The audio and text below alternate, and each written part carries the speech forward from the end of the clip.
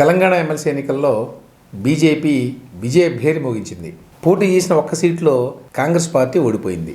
BRS అయితే అసలు రంగంలోనే లేదు. దీన్ని బట్టి భవిష్యత్తులో తెలంగాణ రాజకీయ ముఖ చిత్రం ఎట్లా ఉండబోతోంది అనే విషయాన్ని అర్థం చేసుకోవచ్చు. మొత్తం 3 ఎమ్మెల్సీ సీట్లకి ఎన్నిక జరిగింది తెలంగాణలో. అందులో 2 సీట్లని బీజేపీ గెలుచుకుంది.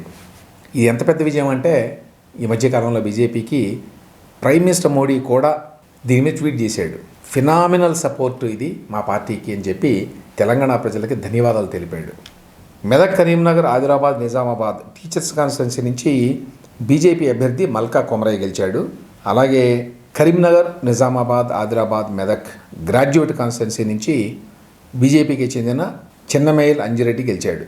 ఇక 3వ స్థానం వరంగల్, ఖమ్మం, నల్గొండ టీచర్స్ కాన్స్టిట్యున్సీ. ఇక్కడి నుంచి ఇండిపెండెంట్ క్యాండిడేట్ శ్రీపాల్ రెడ్డి గెలిచాడు.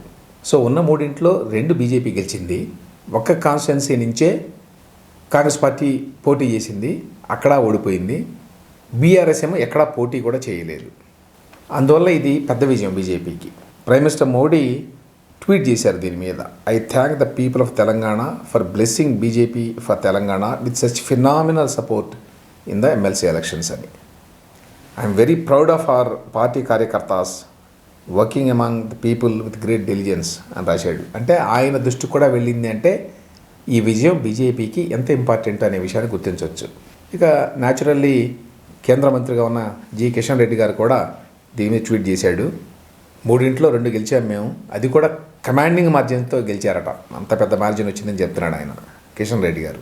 ఈ 3 ఎమ్మెల్సీ ఎన్నికలు ఎన్ని జిల్లాలో జరిగిందంటే 13 జిల్లాల వ్యాప్తంగా, 43 అసెంబ్లీ నియోజకవర్గాల వ్యాప్తంగా, 6 పార్లమెంటరీ నియోజకవర్గాల వ్యాప్తంగా, 270 మండల్స్ వ్యాప్తంగా జరిగినాయట. కాబట్టి ఇది చాలా సిగ్నిఫికెంట్ విక్టరీ బీజేపీకి అని కిషన్ రెడ్డి అంటున్నారు.